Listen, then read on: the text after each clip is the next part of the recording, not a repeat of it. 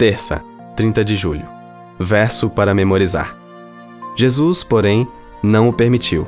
Ao contrário, ordenou-lhe: vá para sua casa, para os seus parentes, e conte-lhes tudo o que o Senhor fez por você e como teve compaixão de você. Marcos 5:19. Na montanha russa com Jesus. Ouça Marcos 5:21 a 24.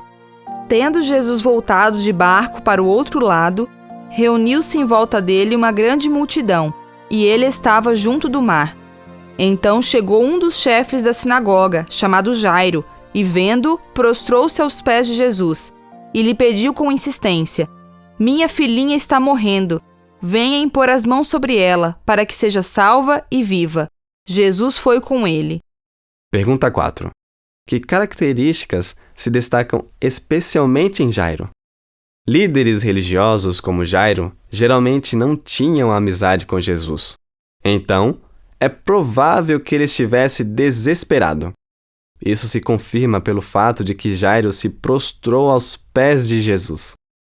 O apelo dele é compreensível para qualquer pai. A filha dele estava morrendo. Mas ele tinha fé de que Jesus podia ajudá-lo. Sem dizer uma palavra, Jesus foi com Jairo até a casa dele. Ouça Marcos 5:25 a 34. Estava ali certa mulher, que havia 12 anos, vinha sofrendo de uma hemorragia. Ela havia padecido muito nas mãos de vários médicos e gastado tudo o que tinha, sem contudo melhorar de saúde. Pelo contrário, piorava cada vez mais. Tendo ouvido a fama de Jesus, a mulher chegou por trás, no meio da multidão, e tocou na capa dele, porque dizia: se eu apenas tocar na roupa dele, ficarei curada. E logo a hemorragia estancou, e ela sentiu no corpo que estava curada daquele mal. Jesus, reconhecendo imediatamente que dele havia saído o poder, virando-se no meio da multidão, perguntou: quem tocou na minha roupa? Os discípulos responderam: o Senhor está vendo que a multidão o aperta e ainda pergunta: quem me tocou? Ele, porém, olhava ao redor para ver quem tinha feito aquilo. Então a mulher, amedrontada e trêmula, ciente do que lhe havia acontecido, veio, prostrou-se diante de Jesus e declarou-lhe toda a verdade. Então Jesus lhe disse: filha, a sua fé salvou você. Vá em paz e fique livre desse mal. Jesus foi com ele.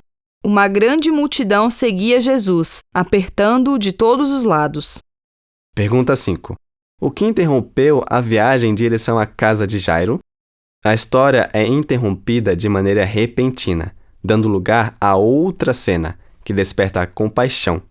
Uma mulher que há terríveis 12 anos enfrentava uma doença.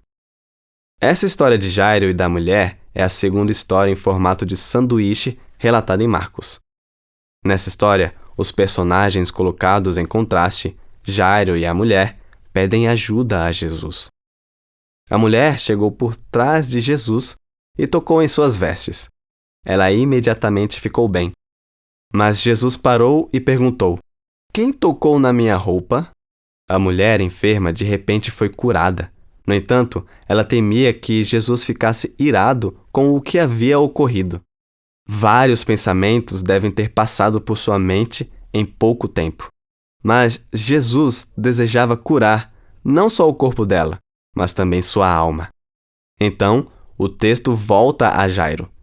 Ele também deve ter experimentado vários sentimentos. Jesus disse que a menina não estava morta, mas dormindo. Ele expulsou os que estavam ali e foi para a sala em que estava a menina. Tomando a mão dela, disse: Talitá cumi. Marcos traduziu essas palavras como menina, levante-se.